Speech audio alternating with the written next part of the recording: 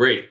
So, well, first of all, thank you very much for joining. A real pleasure to have you join our webinar.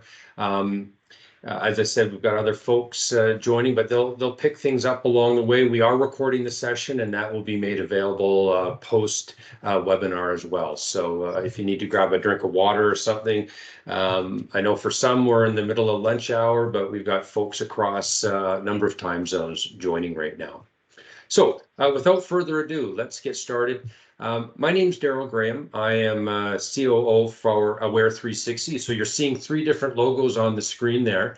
And it's my pleasure to be hosting our webinar today with 2 of our guests.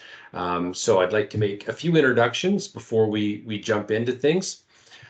Starting with our technology partner from LifeSaver, Ted Chen. So very fortunate to have Ted join this webinar today. He's a co-founder of LifeSaver. He's an expert on driver safety and reducing insurance claims across an organization's fleet. We had the pleasure of working with Ted and his team for a number of years. Not only is he an expert in his field, but he's a heck of a nice guy too. So we really enjoy our relationship with Ted, and he's going to be doing most of the heavy lifting here during this webinar.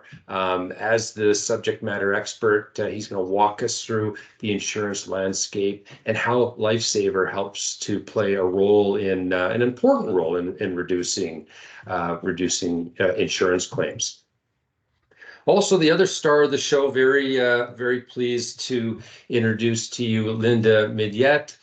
Linda, you can see her on the screen there. She's Loss Control Director for Pest Shore Association. Get that right. And she's also Vice President of Alliant Insurance Services.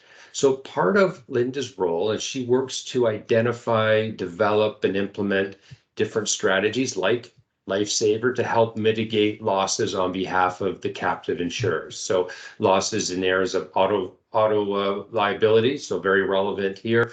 Workers' comp, also relevant, in general liabilities as well. So Linda brings a real, let's say, a practical perspective to this area, and her expertise is very appreciated. So Linda, thank you for making the time and joining us as well. Thank you. Great. So with that, Ted, I'm going to pass it to you, and we'll get started. Thanks, Daryl. Appreciate it. Hope everyone can hear me okay. I would say thank you for that introduction also.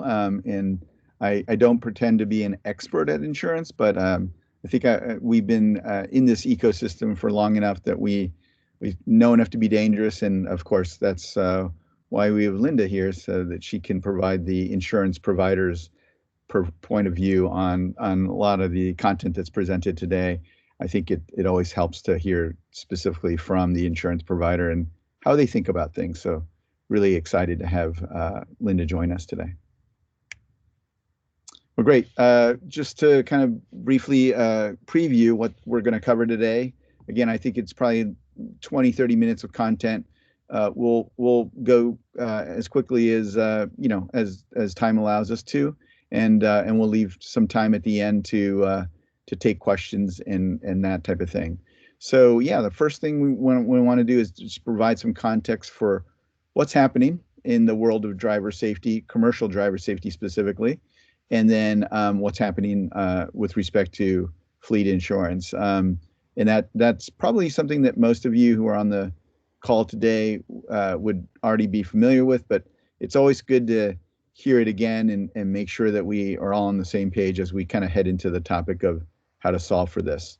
Another topic that we wanted to cover is kind of just something that is overlooked in many times by companies, that especially in the world of fleet, right? If you're a fleet manager, you may not be thinking about the non-owned autos that are being used within your company. So we want to talk a little bit about that and the risk associated with that.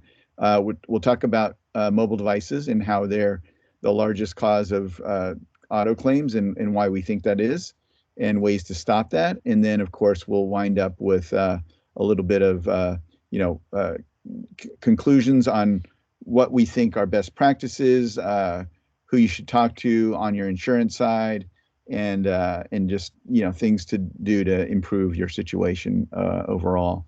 And as I said, then we'll leave some time for Q&A at the end. So let's head right into it. Yeah, I think Daryl and I were chatting about this yesterday, and it was always good to get the context of what's happening in the world of driver safety. And this is kind of obviously more of a generic driver safety slide, but it's probably true of both commercial and non-commercial drivers. We kind of all know, and intuitively and anecdotally, with just looking around us as we drive every single day, that mobile device usage is at an all-time high, and it's really hard to ignore. We do have a shameless plug. We have an ebook coming out on the science of cell phone addiction. It's coming out shortly, and it really goes into the details of why that is and why we're all wired, right, to answer that endless stream of notifications. So that clearly is part of the reason why distracted driving and specifically mobile device usage is such a big deal, and why it's causing so many collisions these days. The number two pain point for auto claims and auto crashes is speeding, and that really affects maybe not so much the severity, or the frequency of things, but clearly the severity. As you go up in speed, you're gonna each and every crash is going to be more damaging for the driver, for the passenger, and obviously more costly in general for the company as well. And then drunk driving, which we all know has been around for decades as a problem, and organizations like Mothers Against Drunk Driving have done an amazing job in one generation, 30 years of active efforts and lobbying and all that good stuff. They've actually come out with a study recently that they've reduced that incidence of drunk driving in literally half over 30 years. So it's possible, right? Education and awareness and legislation are all possible, but we will respectfully submit that the problem of mobile distracted driving through technology is one that we can't wait 30 years for, and frankly, it's one that is so common and prevalent in every drive that it's clearly something we have to deal with now versus 30 years from now. So what are the three types of distracted driving? We obviously, a lot of you know what they are. The three classic categories: visual, manual, and cognitive. I think the names kind of speak for themselves. If you take your eyes off the road, that's visual. If you are taking your hands off the wheel, that's manual. And if you take your mind off driving, that's cognitive, right? So those are the three. And you can see those logos, those little emojis below each of those categories. So they're obviously representative of different examples of each type of distraction while driving. But what's obviously unfortunate about the cell phone is it's a triple threat, right? It presents all three types of distraction, and so without managing this one risk, clearly it's the one that is creating most of the problems out there on the roads today. So we think that that triple threat is worth doing something special for. And I want to encourage Daryl and Linda to chime in. I don't want to make this a one person show. So I'll make just a suggestion. I know Kevin sent a chat out, but please capture any questions you've got for those attending. Any questions along the way. I'll keep an eye on those, and I'll jump in with any questions in real time, or we'll catch them at the end. So. Yeah, thanks, Ted. Carry on. Sure, absolutely. So the last slide on sort of the problem side of things is to note that and this kind of goes back to what I was saying about the ebook that we're going to be publishing soon. Yeah, this was not an accident. Cell phones were designed to be addictive. The way that the apps work, the way that the operating system works, is clearly meant to kind of create the stickiness with the end user As you know, with like things like the push notifications and just the whole notion of, gratification, instant gratification, we just humans are wired to want to check each and every notification, to answer each and every notification as they come in, because our DNA tells us to do so. So unfortunately, that's the world that we live in. That's how these things were designed. And so we submit that the only way to really truly be rid of this problem is to solve it by prevention. Obviously legislation, awareness, education, and coaching can all help. But really, this truly is a unique problem, unlike any other behind the wheel. And so it needs that level of added prohibition, I think, is the right way to put it. So yeah, this really is, as you know, a huge part of the problem. And we always go into conversations with our prospects and partners, and we talk about how big of a problem is this really, right? And so this is a really good way of thinking about the quantification of the number. This is just one of many recent examples where folks have tried to quantify the problem. And the problem being, what percentage of crashes is being caused by this mobile device usage, by distraction from the mobile device?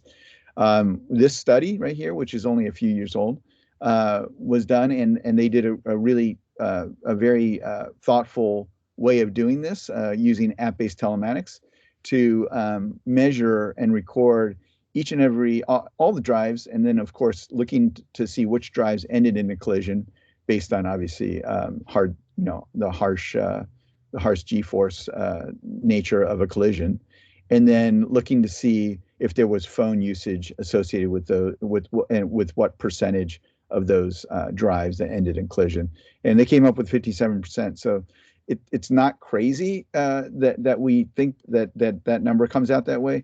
It's obviously intuitively we think that, right? Because we all look around us and we see that happening around us on the roads today. But it's always good to know that that's like a true number, scientifically derived number. And I would say that there are many other studies that are also showing us that this is pretty much in the right ballpark. I was going to turn it over to Linda to give a little bit of her commentary on what she's seen in terms of what she thinks the percentage might be. Sure, I can comment on that. I can say that our program insures about 16,000 fleet vehicles. The last few years running, our rear end collisions, where we run into the back of the vehicle in front of us, run about 48% of our total losses. So of every other kind of crash there is, the rear end collision accounts for about 48% of our crashes. Another very high crash type in our program is when we back our vehicle into a stationary object or another stationary unoccupied vehicle. I'm going to say that's around 19% of our total losses. Those two types of crashes have been growing over the years, the last several years. And while we can't say it's all due to mobile device distraction or cell phone distraction, we definitely have circumstances that lead us to believe that that's what's causing more of the increase in these two types of very driver controlled situations. Hey, thanks for sharing that. Yeah, I mean, simply put, we think rear end collisions are most of the time involving you taking your eyes off the road, right? Taking your eyes off the road is the reason why you most likely are hitting someone in front of you. Sometimes it's just following too close, and that's true too. But if you take your eyes off the road and then that person stops unexpectedly, which is what most rear end collisions are, then you're going to have that incident. And of course, the most common reason why someone takes your eyes off the road is to look at a notification or to answer a notification, that type of thing. That's Our the one. our drivers were better tailgaters, Ted, before the mobile device became so prevalent. Absolutely, absolutely. Well, yeah, and unfortunately, we had a team member that was involved in one of these just a couple weeks ago, and that person, the team member, was rear-ended by someone who went 30, 35 miles an hour, and there was no slowdown at all. So you got to wonder, how did they not see the person in front of them? There was no unexpected stopping. It was just pure and simple looking at that mobile device. So I think this number, while yeah, you can quibble with maybe the exact number, I think the range is pretty accurate. I'll say one more thing about this. I apologize for spending a little bit more time on this, but we just had a social media post on LinkedIn related to kind of just a quick survey. Hey, what do you think the percentage of crashes that are caused by mobile distraction is? And we gave the four bands: 0 to 25, 26 to 50, 51 to 75, and 76 to 100. And I think it was like 80% of the respondents or something like that. It was like 70 to 80% responded in this category of 51 to 75. So this is not just this study or Linda's data. It's everyone pretty much realizes this is the number one cause. So enough said. I just think that 5 years ago we might not have all agreed on that, but 5 years later today we all agree on it. So that's all well and good, but how did this all come about, right? And so yeah, and if you think about 15 years ago, if that's I think if I'm doing the math correctly, a little bit more than 15 years ago, the smartphone was invented, and as you can see from the commercial auto insurance perspective, things were okay then. They were making money, and things were not in a crisis mode. But once the smartphone was introduced in 06, 07, that changed everything. And so you can see the gray portion of this slide. It represents the profitability, or as it were, the unprofitability of the commercial auto insurance industry as a whole. And this is U.S. only, so I should just be clear on that. But and this, unfortunately, I don't have data beyond 2019, so this is 5-year-old data now. But if you kind of did the extrapolation of this, the number of the trend line would keep going down. And this is in spite of premium increases too, right? So this blue line represents premium per vehicle or that type of thing. And so there, the whole industry is trying to make sure that they, recapture costs as much as possible. And yet, even though they're increasing premium, as you can see with this trend line, the blue line, the claims are outpacing the premium too quickly. And so that's what's happening in the marketplace. As a result, so let's go to the next slide. As a result, we got loss ratios that are way too high. It's a very tough insurance market. So we're turning to the insurance topic now. You're seeing a bunch of reasons why the loss ratios are so high. Frequency is up, severity is up, settlement costs are up, and repair costs are up. So all across the board, there's unfortunately there's not a lot of good news here. Everything is trending to make loss ratios for insurers much higher and higher, which obviously you saw on the previous slide is why the industry is just not doing well. So that results in a tough market, a challenging market for fleets to find affordable insurance. And again, from our perspective, and this is where I think I'm going to kind of ask Linda to chime in here. We've seen and again, we see a lot of fleets come to us trying to solve this problem of claims, right?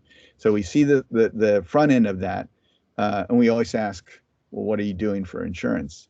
And for the most part, the fleets that we speak to, they're either, they're a small percentage that still qualify. but it's tough to get affordable insurance. And again, most carriers won't write a large risk like that.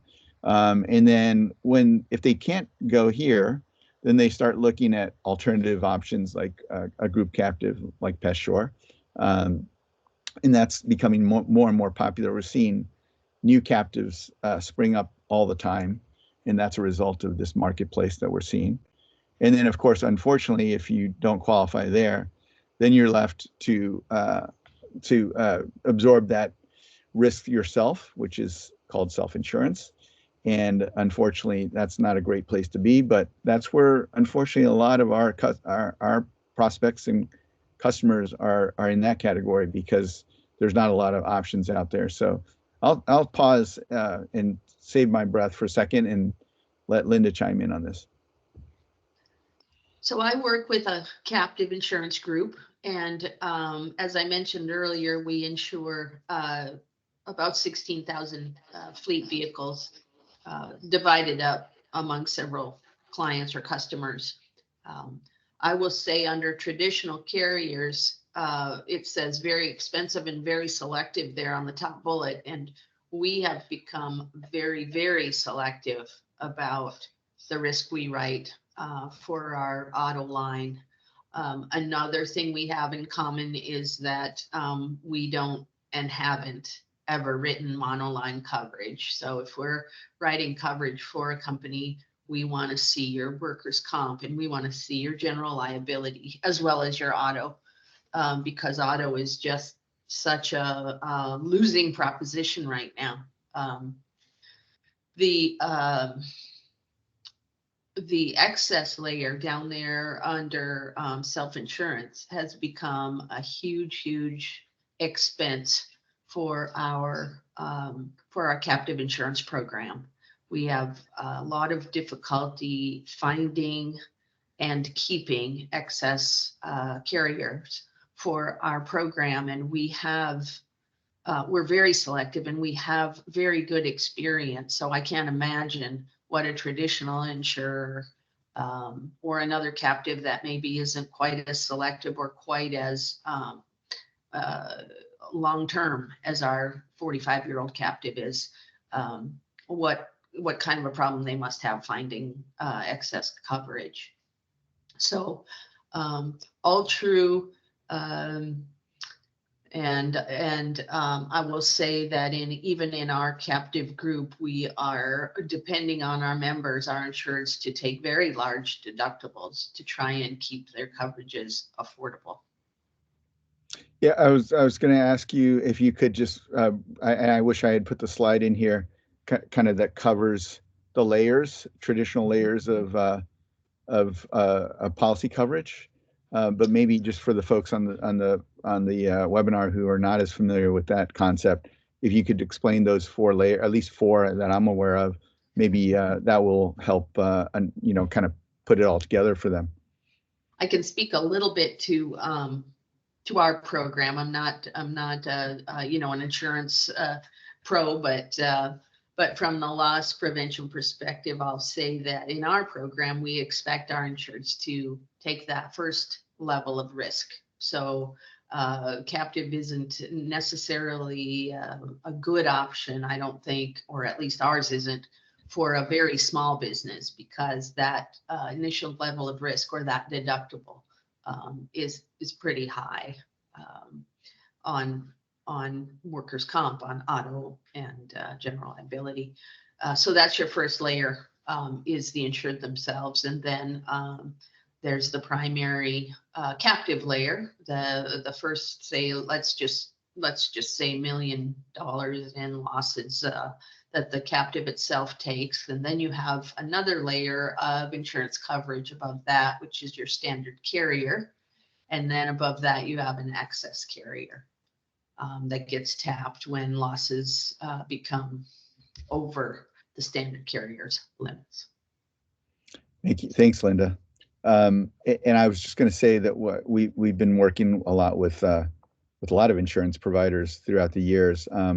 One in particular that came in the other day said that the most common reason why an auto claim will hit the excess layer is because, in their words, the mobile device distraction caused the severity to be so high there that claim hit the excess layer. So, and that was their own experience, right? So again, results may vary from provider to provider, but in this particular instance, they said it was the most common reason for excess layer to be hit. So, and then, That's what we're back to seeing. your, oh, sorry, Linda, and then Ted, back to your, maybe one of your first slides, it's the distraction with the speeding. So you compound the Right. severity of that accident, and there you go. So 100%, 100%. Thanks for saying that. But Linda, you were about to say something too? I just said that that has been our experience recently too, is that those that hit our excess layer, many are what I'll just call in a nutshell undefensible due to our driver being very at fault as a result of distractions. Thanks for chiming in there. Appreciate both of your comments. So hopefully that was helpful in just terms of what does that world of insurance, commercial auto, look like, and what's the market look like for coverage. Now I'm going to kind of switch gears just a little bit to the world to a topic that is not as well known for I would say fleet managers. Fleet managers are typically responsible for the physical assets that the company owns or leases. So that would be over here in the left, the left and the middle column. So the DOT regulated, like, your long haul drivers and vehicles, and then in the middle column you would have clearly the other assets that are not DOT regulated. What's not readily kind of recognized by, I think, every company out there is that the fleet in quotes is actually larger than you think, right? Because more and more companies, and we hear this as a trend, right? Whenever we're just hearing more instances of companies moving to a personal reimburse program, right? But basically saying, you know what, we're going to start switching so-and-so division to becoming a reimbursed program instead of giving them a company vehicle, right? And so that's happening just, in frequency more and more these days. And that really is the fleet risk that we're talking about here, is that non-owned driver risk, right?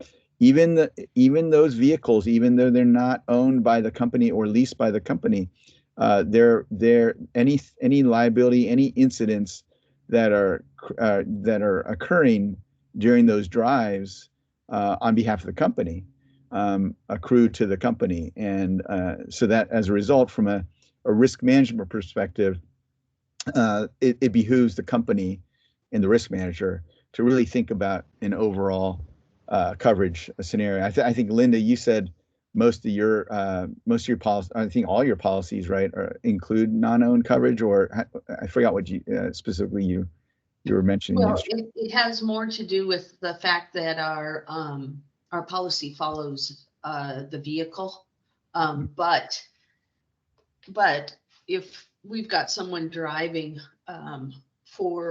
say their personal vehicle for their job, we are and a crash occurs, we are no doubt going to get that tapped for coverages there, because of course the company auto policy will carry higher limits and be viewed as the deeper pocket for that crash. So yeah, thanks. Yeah, and so that I just wanted to make sure that concept was known by at least folks who are attending and hopefully watching this recording. It is a risk, and it's one that you certainly want to take into account as you're thinking about your overall quote unquote fleet. Again, just to make sure that we talk about the exact definition, it is personal vehicles used in the course of employment. If you're reimbursing, that's like a huge indicator. Pretty much, end of story. That qualifies as a non-owned vehicle, or a gray fleet vehicle, as they also refer to it. In which case, you should have best practices around the safety of those drives, as well as and as well as making sure that that your insurance coverage meets the needs of that risk as well. So we're going to switch back to claims frequency and claims severity, and how do you lower those, right? So, because as Daryl said, right, you could have the instance of both things happening all at once, right? The mobile distraction plus the speeding all combined into one incident, and then of course then you have the excess coverage layer getting hit, and so that's the the unicorn that you don't want to happen.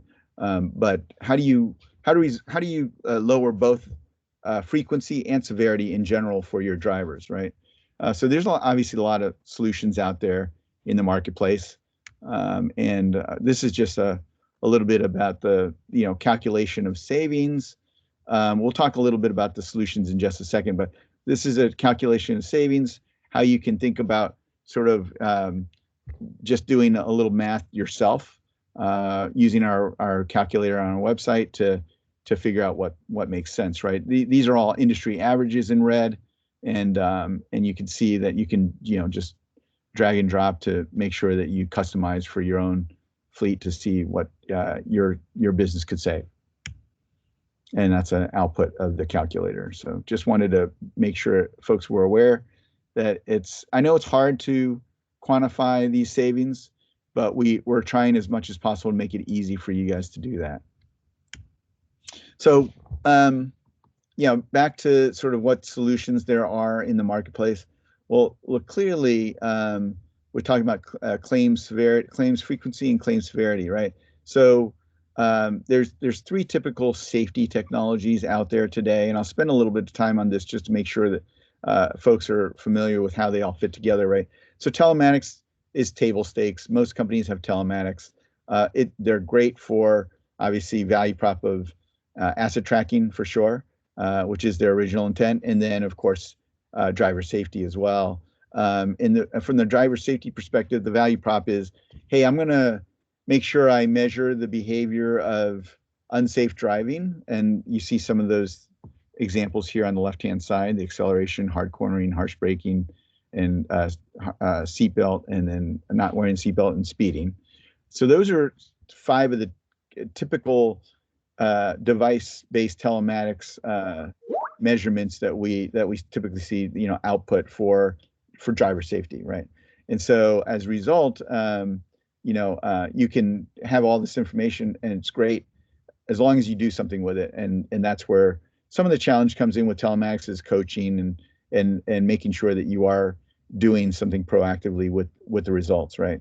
So, but what's clear is that telematics typically does not do anything around the incidence of phone handling or phone calls or distracted driving due to cell phones. So that's where we come in, and that's kind of why we think we've had some really good success in terms of partnering with the telematics channel to make for better awareness of a solution like ours that will take that incidence of claims frequency way down, right? Because it's the #1 cause, as we said, and we'll talk a little bit about how we do that for the help with the severity as well. And so that's why we see a lot of traction with the telematics channel, because typically they don't do anything there, and but they know that it's a very hot topic that's being asked about from their customers very often. So, and then on the camera side, again, most people know that when it comes to safety, it's telematics first, and then what do I do next, right? So when you think about what do you do next, there's those 2 choices. There's probably others, right? There's MVR monitoring and stuff like that too. But when it comes to like in-cab driver safety, what do you do there? How can you warn them? How can you stop them from doing the wrong thing? And so the cameras are great for, first I'll say they're great for exoneration, because nothing, I don't think there's another technology out there that's better than cameras for exoneration. So by all means, we think that that value prop is huge, right? But when it comes to phone usage, we think that, and we've heard this from lots and lots of fleets over the years, that it's not as effective as, as full stoppage, right? The prohibition versus the warning, it's just common sense. If you know the human DNA is to be addicted to these endless pings and notifications, the only way to truly stop this is to take away the ability to do so, not to just warn them. Warning them with a driver-facing camera will effectively do nothing. They'll continue to do it, and you'll just have a smoking gun on your hands by saying, "Oh wow, I didn't realize how often they were doing it. Now I really have to do something about it." We've had those conversations many times over the years where a company has implemented driver-facing cameras, which is a struggle in and of itself to do that. But if you do that, then of course you're left with evidence that there's a lot of risk there that you're not doing anything with. And we've seen that journey of this fleet safety kind of technology adoption throughout the years, right? Where companies they start with telematics, they add the dash cams, and then they add cell phone compliance on top of that. We've seen that journey over and over again. And some of our, best customers are out there telling that story very publicly, because it's kind of that it takes a village, and this is what it, if you're leaving that prohibition out, then you're missing one of the most impactful things you can do with respect to lowering your auto claims. All right, let me keep moving. Just a little plug on what we do and how we do it. Our system is an app-based solution. It's managed by an admin portal, which is obviously only accessed by the managers. The driver does not get any say in the matter. They're typically in larger fleets, and I'll say larger being even 100 to 100 or more vehicles or drivers. Our system is deployed. Our app is deployed through something called mobile device management, which basically hits all the phones or tablets at scale, all in one fell swoop, which is a beautiful thing because deployment takes a very short period of time. And then the app is pretty much hard to work around, meaning the driver cannot do much to work or to game it or work around the system, because the MDM, mobile device management system, really protects all apps from being deleted or removed or location services turned off or that type of thing. So there's not a lot of gaming or cheating on it in the world of app-based solutions, as long as you have the MDM piece in place. And we've seen deployments of up to 100,000 in just a few weeks because of that MDM deployment model. We don't require MDM, just to be clear, but it's always much better if you have it, especially on work devices. I'm going to save the videos for the end and see if we have time for them. But these links over here go to short 1-minute videos on just how we do the screen restriction and how we do the audible speed alerts. Yeah, go ahead. Yeah, and I was just going to clarify, Ted, you're showing your screen image there showing a Zebra device, but of course it works on really any smartphone, Android or iOS operating systems. So correct, and also tablets too. So we've seen a lot of companies come to us for distraction on the tablet, which is equally distracting, especially if you think about, and this is really the core to it, right? Is if your device, whatever device that is, phone or tablet, has multiple applications on there that could be distracting because the end user, your employee, wants to get their job done as quickly as possible, to multitask. That multitasking risk is just too great. Intuitively we would say, oh wow, it's they're all work apps. They're not going to be distracted by work apps. That's absolutely not true. We've seen equal distraction on both devices. And so if you're not securing your work device, which is what you control and you own, then you're just basically opening your risk profile up massively because you've done nothing to secure that risk down. So yeah, so that work device is equally distracting, and we've seen that over and over again, phones or tablets. Thanks for pointing that out. This is a case study for that large package delivery, last mile package delivery fleet. And this is a perfect example of what I was saying earlier about the progression from telematics, adding on cameras, and then adding on cell phone compliance. This company did that, and of course they saw a huge reduction in distraction. They also were able to deploy, as I said, through MDM in under 4 weeks, which they could have done it even faster, but they just wanted to stage with the number of devices. They chose to stage it out to make it more phased in approach.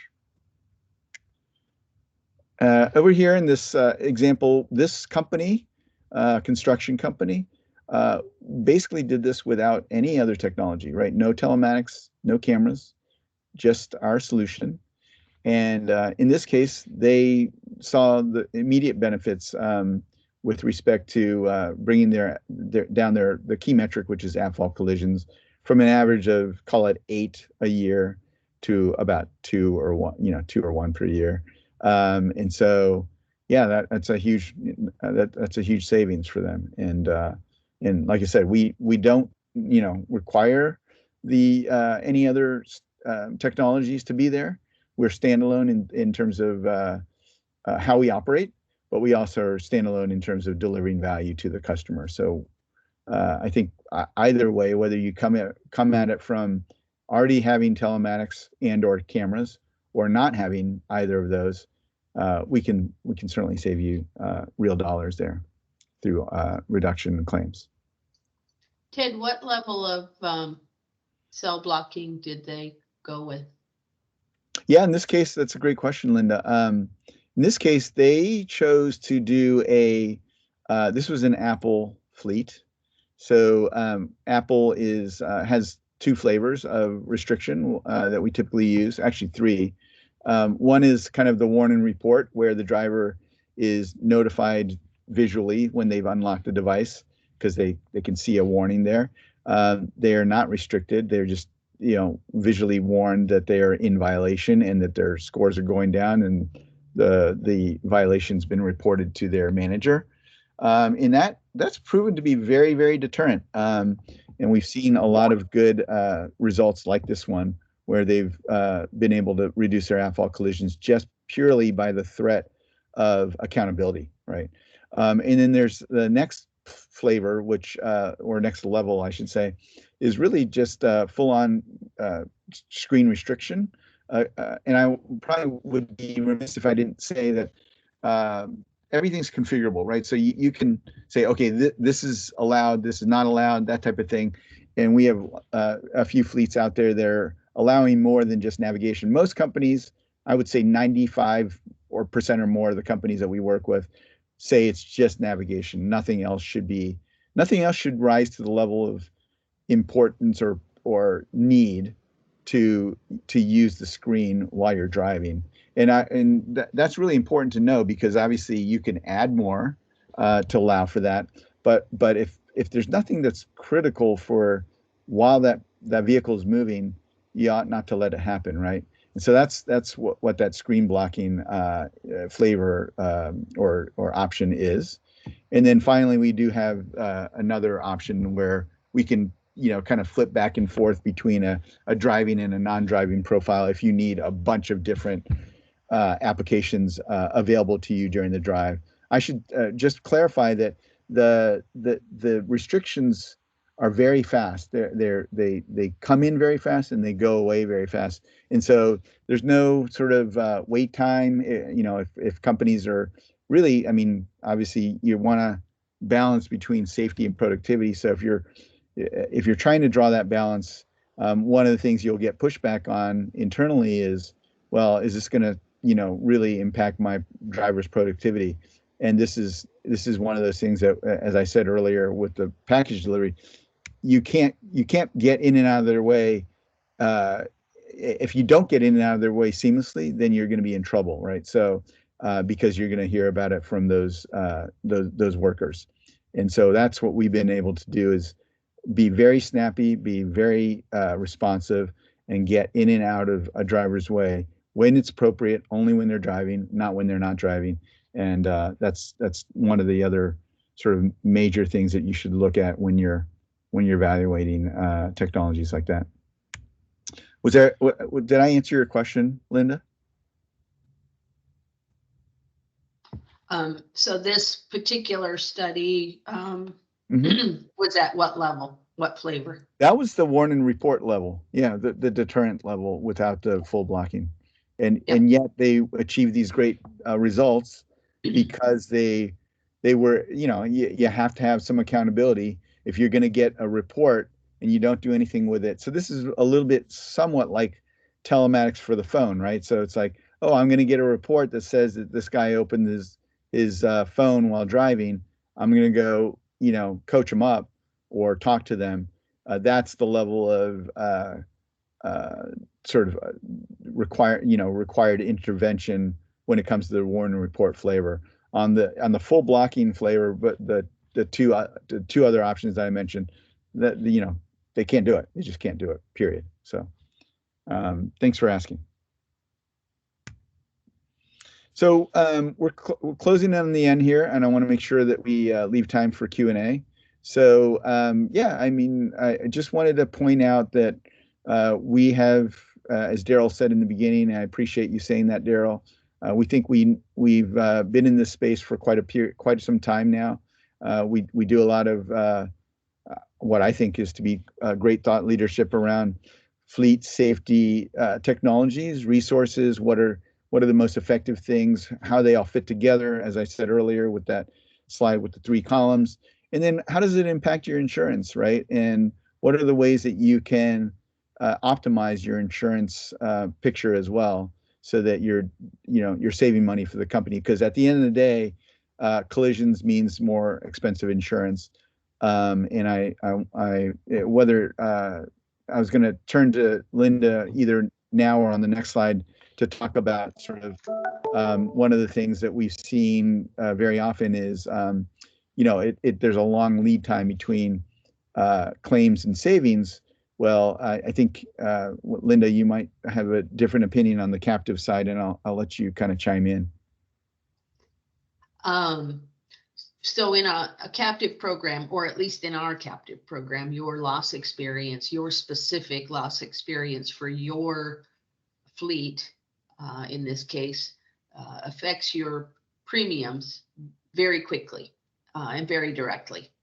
So you're not mixed in with a whole bunch of different industries, or a whole different bunch of different kinds of vehicles, or vehicles in other parts of the country, or anything like that. So your loss dollars or your loss ratio will affect your premiums very quickly. So you have a certain number of losses one year, the next year you're going to see that in your premium, which can be great or can be horrible. Right. Yeah. Yeah, thank you. And then final slide here, so we leave a little time on the end.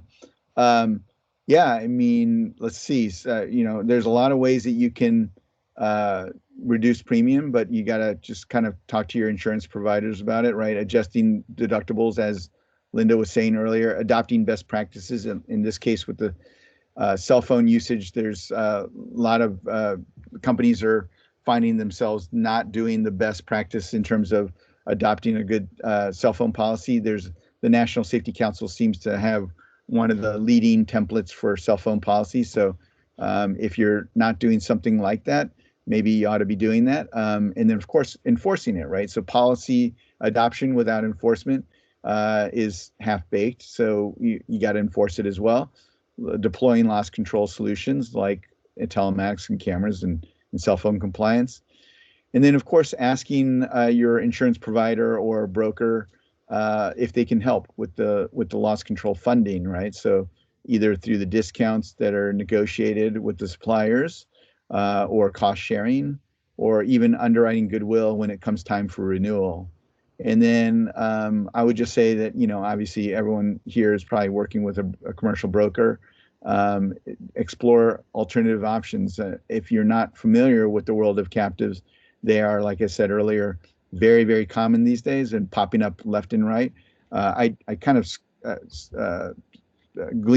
glossed over the fact that there's like Linda's captive is exclusively in the world of pest control, and there's a lot of folks like that that are popping up left and right to meet the needs of a specific vertical. That's called a homogeneous captive, and yeah, and that's specializing in that vertical means you share best practices. There's a lot of benefits to being in a captive with like-minded companies, and being able to kind of improve your overall risk picture together. And I'll let Linda kind of chime in on any of the points that on this slide.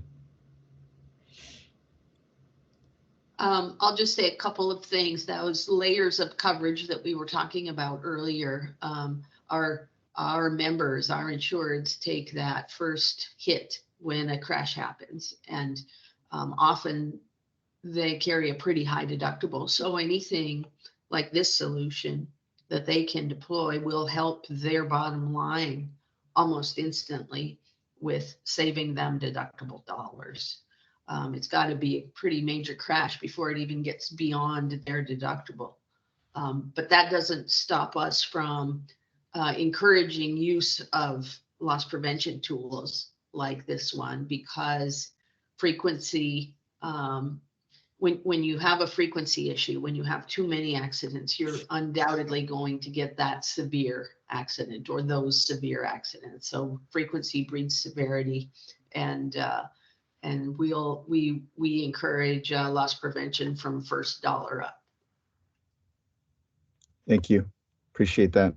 I think with that, we're going to turn it over back to Derek and see if we have any questions. Well, it is a little quiet on the question front, so I'll just maybe put it out there again. A few moments left. I think through the webinar system, everyone is muted, but if you have a question, please capture that in the Q&A icon at the top of the screen, and we'll maybe just give everybody a moment if you've got questions. Then we'll walk. Do you have any canned questions that you might have for us? Yeah, I do, as a matter of fact, because any good moderator would always have a couple ready to go. So question about a deployment. Ted, when you're looking at deploying this across an organization, you talked about the MDM. What types of challenges do you have on a deployment, maybe from a driver's perspective that you walk through, kind of call it change management, or hey, I need my phone to use my work app and now I can't, or things like that. Yeah, I mean, MDM is configurable as well, right? So it can be as restrictive or as loose as you want it to be. Typically, MDM systems, which we have is another channel for us, and we partner with a lot of MDM providers. They are managed by the IT department of the company, or outsourced in the case of a smaller company. But they are able to kind of configure that system to allow as much flexibility or as little flexibility as possible. So you could say, I don't want, you can only put the apps on that I say you can put on, or I'm going to push apps onto the device. That's what they do with LifeSaver. And then they can, prevent deletion, which is what they also do with LifeSaver. So there's a lot of bells and whistles from the MDM perspective on what they can and can't do. We love MDM, as I said earlier. It really does make our system much more airtight so that you can't cheat on it. And of course, even in a smaller deployment, we like to see, if it's a work device deployment, we like to see MDM. And so we actually encourage the customer to migrate to MDM because it just behooves everyone. And frankly, IT loves it. IT is like looking for a reason to get MDM. And then we come along and we give them the reason to get it. So yeah, we've seen that a lot. Yeah. And I think, and I know you kind of went through the solution quickly, but even just with the screenshot here, I think, it gives a sense that you could still use a navigation app if required to help get from A to B. So that's typically a hands-free, not considered the same level of risk. And as you see the two buttons there, if there is something happening, there's always that emergency override. So while the screen is blocked, but just giving that comfort to the workers that if something does happen, they still have the means to use that device, if need be.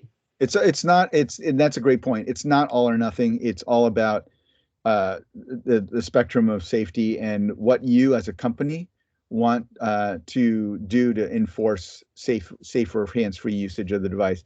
You determine that within the portal, and then that policy, whatever you implement, is spread throughout your company. Right. Okay, well, I think what's happened is, Ted, you and Linda did such a thorough job of walking through the insurance landscape. You've left everybody speechless and questionless. So I thank you both for your time. I think it was both insightful, educational along the way. Now someone's going to, yeah, here we go. Yanina's just asked a question. So do you have a mobile-friendly admin portal? Yes, it's when I say mobile friendly, it's optimized for mobile usage, but of course the real estate on a mobile device is limited unless if you're doing a tablet, obviously it's full screen, but on a mobile device, phone, it will be formatted for the shorter or the smaller real estate. But yeah, I mean, people use it all the time.